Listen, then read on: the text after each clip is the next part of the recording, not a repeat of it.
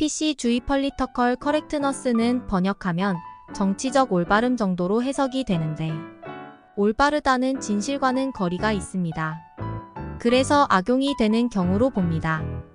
용어 사용에 제한을 두고자 하는 사회운동이 정치적 권력을 잡는 도구로 사용이 되어지고 있는 경향이 있는데, 용어에 편견이 섞여 있다면 그 단어를 사용함으로 해서 당사자가 불쾌감을 느낄 수 있으니까 사회인들이 서로 그런 단어 사용을 절제하자는 사회운동으로 시작이 되었지만, 그러나 사용이 될 때는 문제가 안 되는데 악용이 돼서 문제가 되는 것입니다.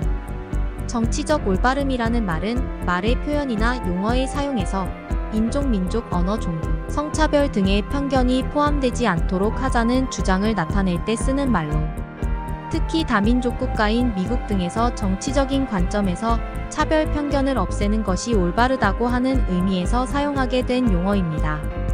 이 주장 가운데 일부는 언어의 문법 구조가 그 언어를 구사하는 인간의 사고에 영향을 준다는 사피어 워프 가설과 관련되어 있으며, 일부 언어학자들이 어떤 종류의 언어를 쓰느냐가 인간의 사고에 어느 정도 영향을 준다고 여기고 있지만, 이 가설을 확대해서 해석하면 언어가 인간의 사고에 절대적인 영향을 준다고 볼 수도 있습니다. 곧 성차별적인 어휘를 쓰면 성차별주의자가 된다고 주장할 수 있는 것으로, 흑인을 니그로로 표현한다거나 동양인을 엘로우로 표현하는 것들이 사회 위화감을 조성하니까 그런 단어를 사용하지 말자고 시작된 것인데, 포스트 모더니스트들에 의해 악용되어지는 것이 문제입니다. 정치적 올바름이란 문화적 마르크스주의입니다. 다른 의견을 처벌하고 종교 재판소와 같이 사회를 이단화합니다. 이를 주도한 프랑크푸르트 학파는 신마르크스주의 사회 이론가 집단을 말합니다. 프랑크푸르트 학파는 학생들을 조건 반사적으로 행동하게 만듦으로 문화적 헤게모니, 장악이 가능함을 깨달았습니다. 지금 우리나라에서 정교조가 대한민국을 망치는 것과 같습니다. 정교조 교사들은 학생들을 조건 반사적으로 세뇌하여 마르크스주의적 윤리관을 심을 수 있습니다. 학교를 이용해서 우리나라 아이들 부모들의 가치관을 인종주의자, 성차별주의자, 호모포비아라고 거부하도록 줬거나 세뇌될 수 있었고, 새로운 도덕관을 갖게 할 수 있었습니다. 1980년대 독재타도 민주화라는 단어 아래에서 좌파 마르크스주의에서 적을 증오자 증오표현, 혐오표현이나 정신병자 포비아로 낙인을 찍는 것이 가장 효과가 좋은 무기로 활용이 되었습니다. 마르쿠제라는 선동가는 1960년대 미국 대학생들을 좌경화로 이끈 장본인인데, 문화적 마르크스주의자인 프랑크푸르트 학파의 대표적 인물로 미국에서는 클린턴이나 힐러리, 오바마 등이 그 영향 아래서 선동정치로 영향을 미친 인물들입니다. 마르쿠제라는 선동가는 다음 문화혁명의 전사는 누구인가? 라는 질문을 던졌을 때 급진 청소년, 페미니스트, 인종주의자, 동성애자, 소외자, 반사회자, 피해의식을 가진 자 등을 제시했는데, 지금 그대로 우리나라 사회에서 보여지고 있습니다. 그는 전통적인 사회주의자들의 혁명 이론과 전략은 구식으로 더 이상 효과를 나타낼 수 없기 때문에 각 나라마다 처한 문화적인 토대를 향한 저항을 문화혁명이라고 했습니다.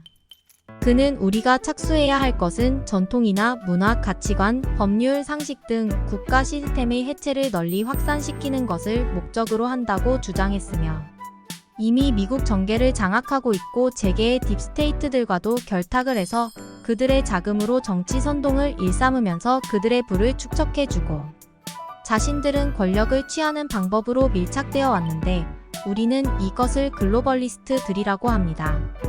말이나 단어는 사회 사람들이 같은 목적으로 표현하는 방법으로 만들어져서 사용을 하는데, 그 말이나 단어가 만들어질 때 사회 분위기나 현상 등이 반영되어 만들어지는 경우가 많아서 비하하거나 멸시적인 의미로 시작된 경우도 있고, 그냥 단순하게 사용이 되었지만 나중에 그 말을 확대 해석을 하면서 악용하는 경우도 생겼습니다. 그러나 다른 사람들이 차별적이라고 여기는 용어를 바꾸려고 할 때, 그 용어를 당사자들은 오히려 수용하려고 하는 경우가 있어 문제가 더 복잡해지는 경우가 있어 생각을 해야 합니다. 정치적 올바름에 비판적인 시각을 가진 평론가들은 정치적 올바름이 지나치게 만연하게 되면 사회가 전체주의 사회가 되고 집단적인 압력이 개인의 자유를 억압하는 현상이 생길 수 있다고 하는데, 지금 포스트 모더니스트들에 의해 나온 차별금지법이란 단어가 그렇게 악용되는 대표적인 경우입니다. 그들이 이용하는 경우가 용어 자체를 바꿈으로써 부정적 의미를 감쇄하고 보편적인 단어가 된다고 생각하면서 편가르기를 하는 물타기 전략입니다. 요즘 밀레니얼 세대들이 신조어를 많이 만들어 사용하는데, 내가 못 알아듣는다고 그것을 나쁘다고 하거나 사용하지 말아야 된다고 말하고 싶지 않습니다. 말이란 건 시대를 지나가면서 다수를 이루는 사람들이 사용함으로써 만들어지고 기록이 남기도 하는데, 신조어를 새로 배우던가 모르면 모르는 대로 살아가면 됩니다. 우리말 중에 한자로 노동자, 소비자 등의 자가 순순 우리말로는 놈입니다. 놈이라는 의미의 한자가 자입니다. 노동자라고 하면 욕이 아니고 나쁜 놈이라고 하면 욕이 됩니다. 그건 나쁜 의미를 가지는 단어에 놈이라는 단어를 붙여서 사용해온 사회의 영향으로. 그런데 그렇다고 놈이란 걸 사용하지 말아야 하는 건 아닙니다. 그런데 이런 놈이란 단어를 사용하지 못하게 한다면 표현의 자유를 억압하는 게 됩니다. 일본놈, 짱깨놈, 북한놈 이런 단어를 사용하지 못하게 한다는 게 말이 됩니까? 병신이라는 단어 하나를 봅시다. 한자어로 우리말로 번역하면 몸에 병이 있는 경우를 말합니다. 병이 어떤 병인지 상관없이 병이 있으면 다 병신입니다. 그런데 언젠가부터 병신이라는 단어가 지체 장애를 비하하거나 상대를 욕할 때 사용하면서 의미가 상대를 무시하는 단어로 변질되었는데, 그러니까 그런 단어를 사용하지 말자고 하는 겁니다. 순수한 의미에서 보면 언어순화 운동으로 볼 수도 있습니다. 그러나 그 저변을 살펴보면 포스트 모더니즘과 괴를 같이 합니다. 그러니까 그것이 순수하게 사용이 되었다면 문제가 안 될 수도 있고, 대다수 국민들이 이해하고 수용할 수도 있습니다. 언어순화 운동 등과 같이. 그러나 지금 악용되어지는 경우가 문제가 되는데, PC주의의 기원은 스탈린주의로부터 시작되었던 공산주의 전술입니다. 이것이 시간이 지나면서 페미니즘 운동이나 동성애, 허용 등과 같이 연계되면서 기성세대가 신세대를 압박한다는 이분법적 논리로 사회를 양분하면서 사회 불안을 조장하는 데 있습니다. 이들이 동질화한 세력들은 미국의 민주당과 좌익 세력들, 포스트 모더니스트, 페미니스트, 젠더 불만자 등이 기존 세력을 붕괴시키고 자신들의 세력을 확산하려고 하는 가운데 연합 전선이 형성되어 지금까지 온 것입니다. 우리나라 말은 남성, 여성 단어 구분이 없이 사용을 하는데, 미국이나 유럽의 경우는 남성과 여성에 대해서 사용하는 단어가 다릅니다. 그런 영향으로 그들은 불평등을 느끼고 있는지 모르겠지만 단어로 불평등이라고 한다는 게 좀 우스운 겁니다. 아무리 시작하는 의도가 선하게 시작되었더라도 그걸 이용해서 악용하는 놈들이 있는 한 의미가 없습니다. 같은 물을 마셔도 소가 마시면 우유가 나오지만 뱀이 먹으면 독이 나옵니다. 청소부와 환경미화원이 뭐가 다른 것 같나요? 장애인과 장애우, 간호원과 간호사는요? 장애인은 장애를 가진 사람을 말하고 장애우는 뭘 말하는 거지요? 장애를 가진 친구란 말인가요? 이렇든 이런 것으로 이분화하여 사회를 양분하면서 동조 세력을 끌어들여서 결국 그들이 취하고 싶은 게 권력을 손에 쥐는 것이고, 권력을 손에 쥐고 나서 복지라는 핑계를 대고 세금 도둑질을 일삼는 게 문제가 되는 겁니다. 그들이 항상 주장하는 사회적 약자를 보호한다는 명분이 허울 좋은 개살구라는 겁니다. 소수의 사회적 약자의 권익을 보호한다고 설레발 까면서 다수의 구성원들의 입을 틀어막고, 그런 단어를 사용하는 사람들을 죄인시하면서 자신들이 사회의 갑이 되어 가는 비정상적인 사회로 변질되어 갑니다. 장애가 있다고 차별을 받는다면 그런 차별을 안 받게 해주는 것은 사회적 배려이지만, 그들이 무슨 특권을 가진 것과 같이 대우를 해야 하다는 건 배려가 아니라 횡포입니다. 장애는 부끄러워해야 할 게 아니지만 그렇다고 자랑할 것도 아닙니다. 단지 있다면 불편할 뿐입니다. 그런 불편을 덜어주자는 건 많은 사람들이 동의하겠지만 그들이 특권을 가져야 한다는 망상은 버려야 합니다. 좌편향된 언론이나 소셜미디어가 넘쳐나면서 그들이 조작 선동질하는 대로 이 시대가 흘러가는 것처럼 보일지는 몰라도 모든 사람을 잠시 속이는 것은 가능하겠지만 모든 사람을 영원히 속이는 것은 불가능하다는 것을 역사가 알게 할 것입니다. 그 시간이 빠르면 국가와 국민이 덜 피해를 보겠지만 그 시간이 길어지면 길어질수록 죽는 순간에 멍청했던 자신을 돌아보면서 후회할 겁니다. CNN 기자라는 놈이 트럼프 선거 고문에게 새벽 4시에 전화를 해서 협박을 하는 게 상식적으로 이해가 가나? 지금 문바들이 미친 지랄을 하는 게 뉴스에 안 나오는데 그렇게 괴롭히는 놈들의 인권을 보호할 필요가 없습니다. 그런 새끼들은 그냥 다 죽여버려야 합니다. 저들은 자신의 믿음에 따라 양심적으로 행동한다고 말을 하지만 그들의 믿음이 다 옳은 것이 아니라는데 문제가 있다. 사람들은 착각을 많이 하지만 그럼에도 불구하고 그 착각이 자신에게서는 일어나지 않는다는 망상을 버리지 않아서 문제가 생기는 것이다. 누구나 착각을 할 수 있지만 그 정도는 개인 간의 차이가 있을 수 있다.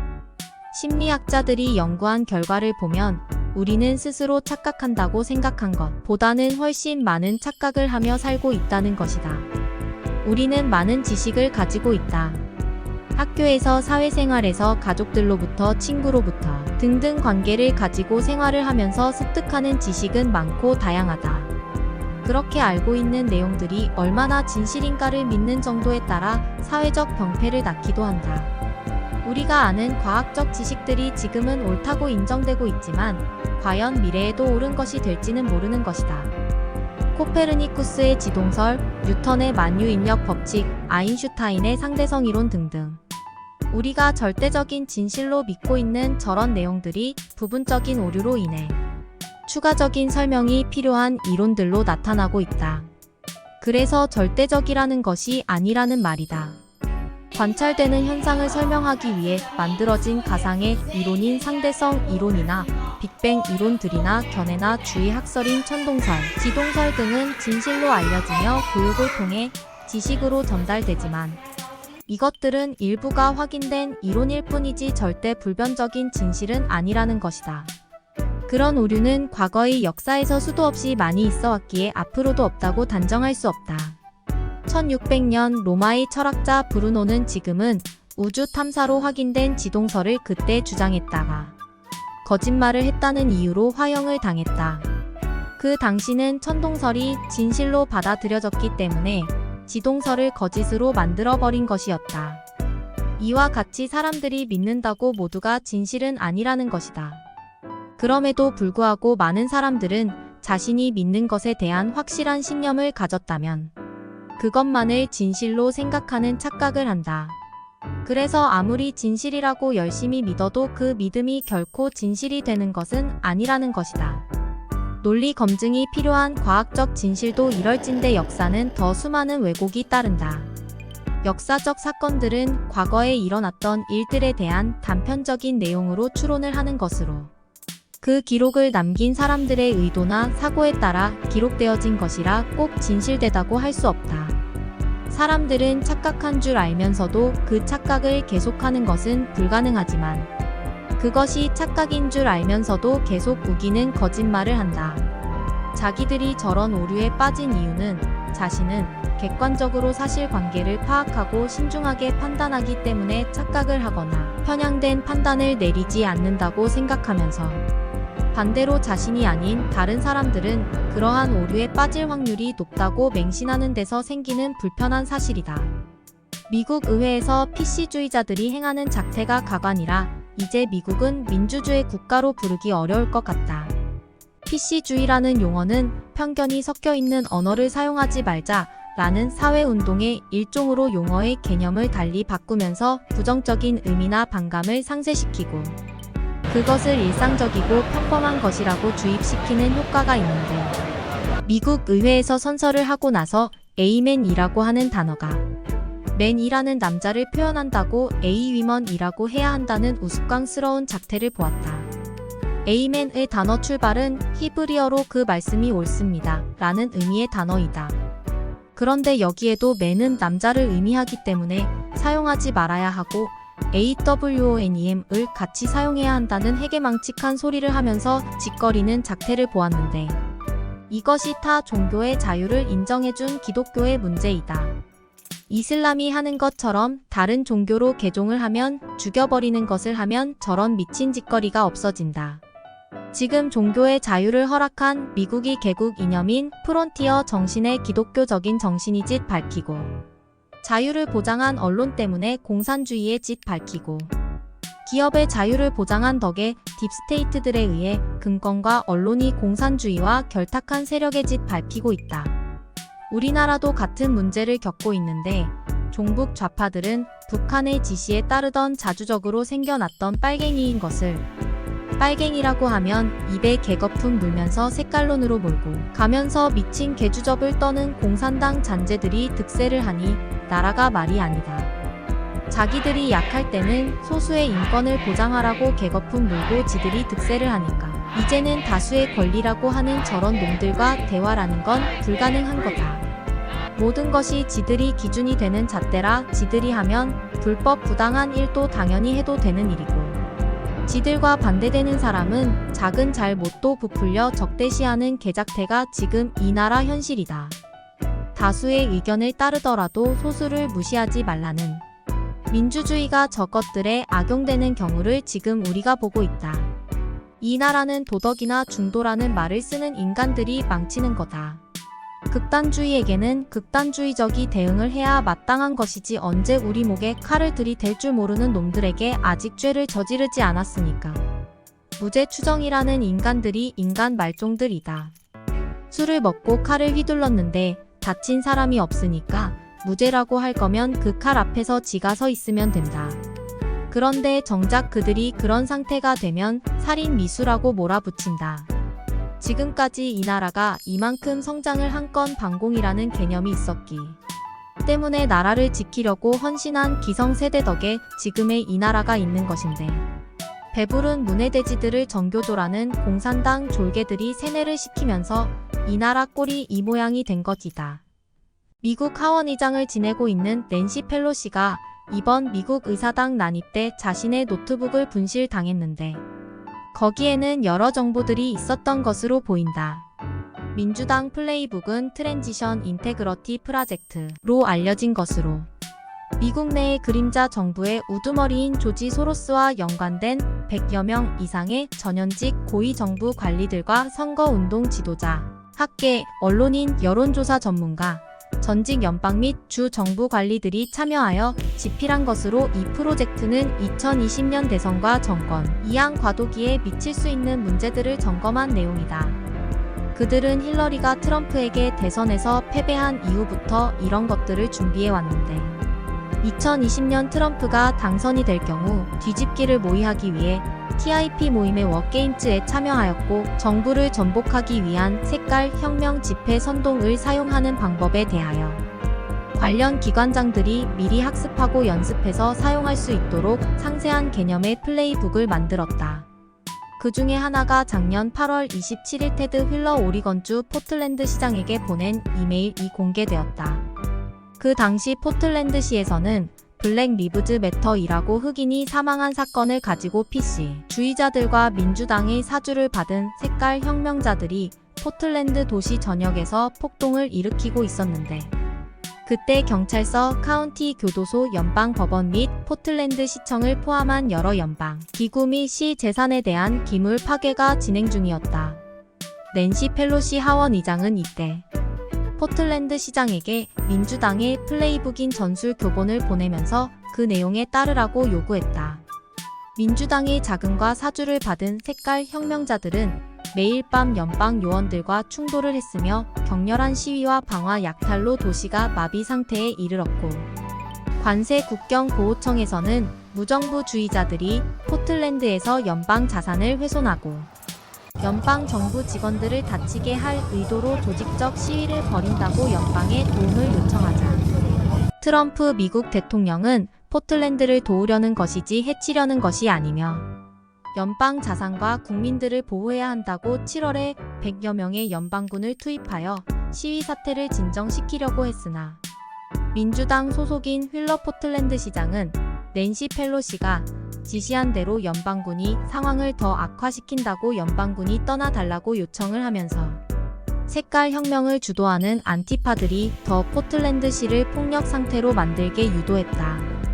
이에 포틀랜드시의 안티파 작태에 붕괴한 미국 시민들이 포틀랜드로 모여들었고 안티파와 부딪히는 과정에 패트리엇 프레이라는 청년이 총에 맞아 사망하는 사고가 발생했다.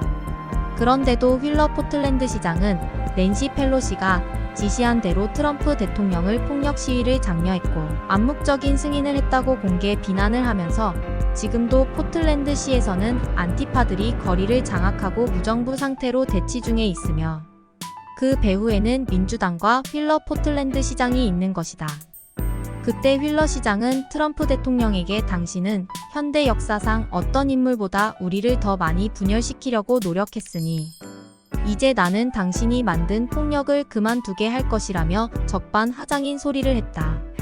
이 모습은 낸시 펠로시가 보낸 이메일에도 그대로 들어있는 내용인데 인종차별 반대 시위를 폭동이라고 묘사하고 언론과 공식 석상에서는 평화로운 시위라고 반대적 주장을 하여 미국 국민들을 우롱한 사건이다.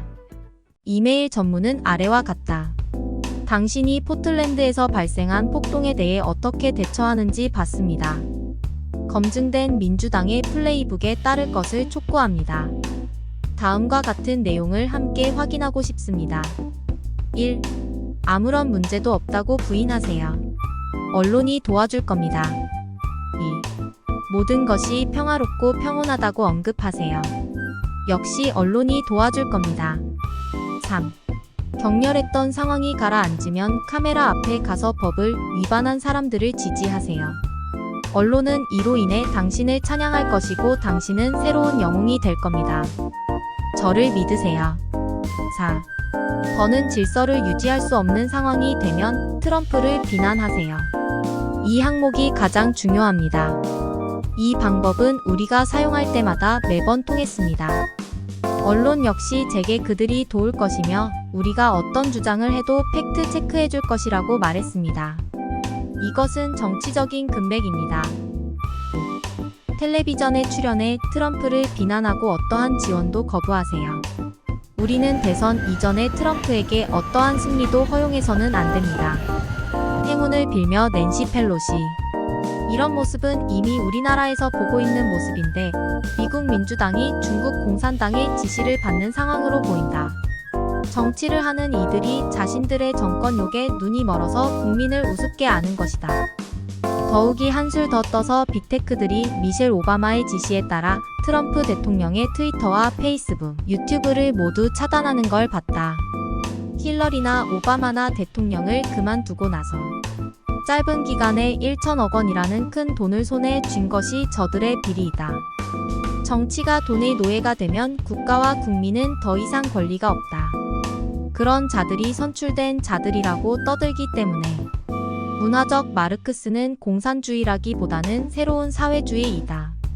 칼 막스가 주장했던 노동자 계급 분류, 칼라 노동자가 주동이 되는 사회혁명은 사회가 변하면서 현실 사회에서는 맞지 않는 내용이 되었다.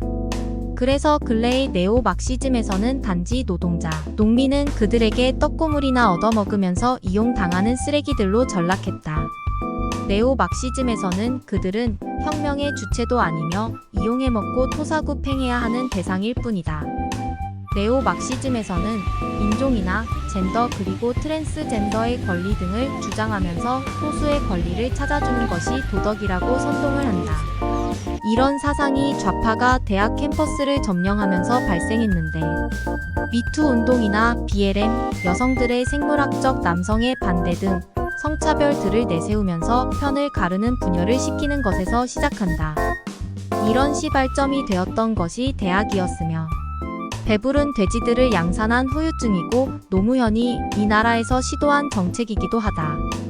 공산주의와 사회주의가 사회를 편을 갈라 분열시키는 데서 시작을 했는데 그 방법을 동일하게 적용을 하면서 네오 막시즘 추종자들이 이용할 수 있는 도구들을 대학에서 찾았다는 것이다.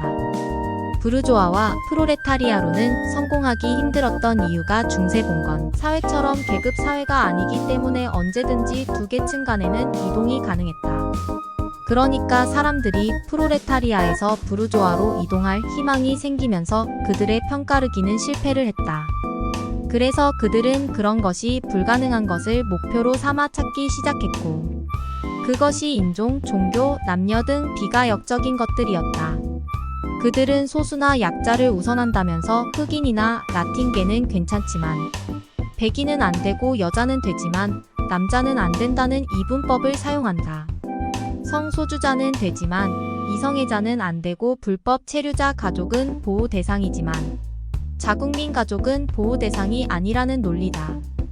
이런 것들을 포용의 정치라고 주장을 하지만 편가르기 수법에 당하는 것일 뿐이다. 이것이 네오 막시즘에 빠진 자들이 악용하는 방법으로 단순히 포함을 시키는 것이 아니라 반대로 제외를 하는 것이다. 이것이 만들어지고 퍼지게 된 데는 헤르베르트 마르쿠제라는 인간을 알아야 한다. 마르쿠제는 1898년 베를린에서 태어나서 나치 시대 초기에 독일을 탈출해서 미국으로 와서 대학의 둥지를 틀었는데 하버드, 브랜다이스 대학교 등에서 근무했었고 1965년에 샌디에고에 있는 캘리포니아 대학으로 옮겼다.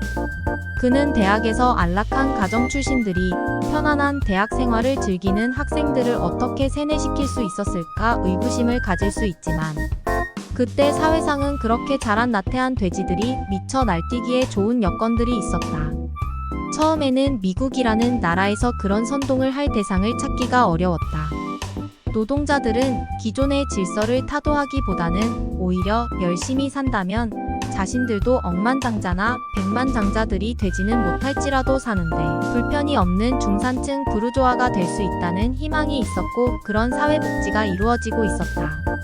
그런 데서는 그런 노동자들이 주체가 되는 프로레타리아의 혁명을 기대하기는 어렵다. 그런데 마르쿠제는 사회의 약점을 찾았고 그 가운데 대상이 되었던 것이 대학생들이었다. 학생은 교수에 의해 점수를 받아야 하는 약자였고 교수가 주장하는 내용을 따라야 학점을 받고 졸업을 하는 입장에서는 교수라는 직급은 독재에 가까운 존재이다. 그들은 세뇌하기 쉬웠고 자유시장 경제 아래서 경쟁을 하는데 두려움을 가졌고 미래에 대한 불확실성을 두려워했기 때문에 자유시장 경제의 자본주의를 거부하고 타도하는 거절 문화를 전파하기가 쉬웠다. 이런데 여건을 갖춰준 것이 대학 캠퍼스였으며 배불리 잘 먹고 잘 자라게 해서 공부할 수 있게 기회를 준 부모들에게 감사하기보다는 그들의 미래에 대한 불안과 불만만을 나타내었다. 그런 그들은 물질적 풍요를 누리면서 자라난 탓에 물질적 부족이 주는 고통을 알지 못했고 그보다는 망상적인 환상을 가지고 싶어 했다. 60년대는 베트남 전쟁이 진행되던 시기로 징집의 대상이 되었던 학생들은 불안했고 이기적인 행동을 하기 시작했다. 마르쿠제는 이를 이용해서 학생들에게 너희는 병역 기피자가 아니라고 가르치면서 학생들의 이기심을 정당화시켜주는 세뇌를 했다. 그러면서 그들이 반전 데모를 하는 것이 사회 정의를 위해 세계적으로 투쟁하는 고귀한 저항자로 포장해 주었다. 마르쿠제는 호치민과 베트콩을 일종의 제3세계 프로레타리아로 묘사하며 미국 제국주의로부터 해방시키기 위해 투쟁하였다. 이것이 마르쿠제주의가 미국 대학 내에서 뿌리내리는 계기가 되었다. 투쟁의 주체가 노동자 계급의 프로레타리아가 아닌 반전을 위한 대학생들이 자유의 투사로 프로레타리아의 대체로 나타난 것이었다. 그리고 미국 군인들은 사악한 자본가인 부르조아로 포장이 되었다. 그러면서 마르쿠제는 다른 곳에서도 이런 유사한 편가르기가 가능한 부류들을 발견했는데 인종을 주제로 한 흑인 권력 운동가들이었는데 이 집단의 좋은 점은 백인 학생들을 꾸준히 세뇌시켜야 하는 것처럼 고생할 필요도 없이 단지 그들에게 그럴 권리가 있다고 말을 해주는 것만으로도 그들은 이미 불평하는 것에 능숙한 기술자들이었다. 미국의 200년 역사 속에서 흑인들은 노예로 미국에 들어와 미국민이 되는 권리를 가지게 되어서 장기간 동안 차별에 대한 불만을 이미 가지고 있었다. 여기서는 인종이라는 것만으로도 간단하게 흑인들이 프로레타리아가 되어 주었고 그 상대인 백인들을 모두 부르조아로 몰 수 있었다. 또 다른 것을 찾아낸 것은 성평등과 성소수자들이었다. 여자는 억압받는 대상이라고 하고 남자는 억압자로 편을 가르면 간단하게 미국민의 절반인 여성을 프로레타리아로 세우고 남자를 부르조아로 편을 가르면서 싸움을 부추기는 힘을 축적할 수 있었다.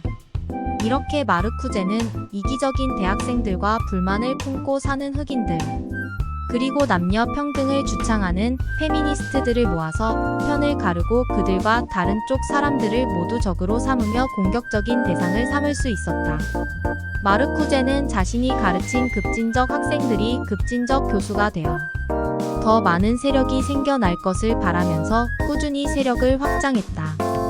시간이 지나면서 마르쿠제가 시도한 대학의 새로운 형태의 문화는 우리나라에서 정교조가 학생들을 세뇌시켜서 사회에 내보내 정신질환 집단을 형성하게 한 것처럼 성공을 했고 그런 가운데 미국의 정치계를 장악하는 인간들까지 나오게 되었다. 초등, 중등, 고등 교육의 대학까지. 그리고 좌편향한 언론과 문화계 엔터테인먼트를 잠식해서 선동 정치의 근간을 만들어갔다. 이제는 딥스테이트 빅머니들을 제외하고는 다른 대기업들이 혐오의 대상을 삼고 그 기업들을 몰살하는데 주구가 되어져 이용되어지고 있다. 이미 미국에서 그렇게 진행이 되어서 정권을 잡았고 우리나라도 그렇게 정권을 잡았으며 중국 공산당의 하수인으로 전락하게 되는 인류의 미래는 어둡기만 하다. 네오 막시즘의 주장들에 대해서 젊은 청년층들이 빠지게 되는 데는 그들 나름대로의 도덕적이라는 개념을 가진 것으로 보여진다. 그들은 성공이나 훌륭하다는 사회적 기준을 보는 것보다는 단지 도덕적이라는 관점을 우선시한다. 그들의 도덕은 공정함이다. 누구나 다 같은 조건으로 다 같은 삶을 살 수는 없다. 그러나 기회의 평등을 부인하고 결과의 평등을 요구한다. 그러면서도 정작 자신들의 것을 내어놓으려 하지 않는다. 단지 다른 사람들의 것을 달라고만 한다.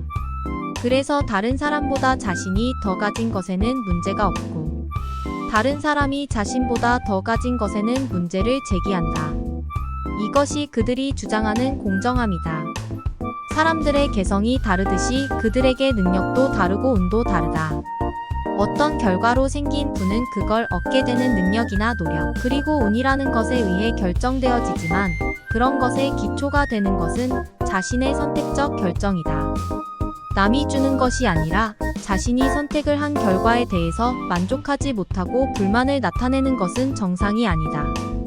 일부 보여지는 상속에 의한 부의 대물림을 공적으로 보면서 자신도 그렇지 못한 것에 불만을 가지지만 그렇지 않은 사람들, 즉 MS, 구글, 테슬라, 아마존, 애플 이런 기업에는 불만을 가지지 않는다. 그들은 아직 대물림을 하지 않은 새로운 부유층이니까. 그런데 그들은 그런 대물림이 없이도 저런 부를 일궈냈다. 자신들이 그렇게 부를 추구하고 싶으면 저 사람들처럼 하면 되지 않을까? 왜 동네에서 가게를 하면서 자신의 자식에게 그 기업을 물려주거나 아파트를 물려주는 사람들은 공격의 대상이 되고 저런 기업들이 돈을 벌어서 그렇게 흥청망청 써도 문제를 삼지 않는 것일까? 그렇게 물려받은 사람들은 더 잘 살고 행복해 보이는가? 그렇게 많은 유산을 물려받아도 관리를 못해서 쪽박을 찬 사람들도 수도 없이 많다. 그렇게 흥청망청 쓰고 싶으면 저들처럼 돈을 벌던가 자신이 돈을 벌어서 그 자식들에게 그렇게 해주던가. 자유는 그런 기회를 주지만 공산주의와 사회주의는 그런 기회를 주지 않는다.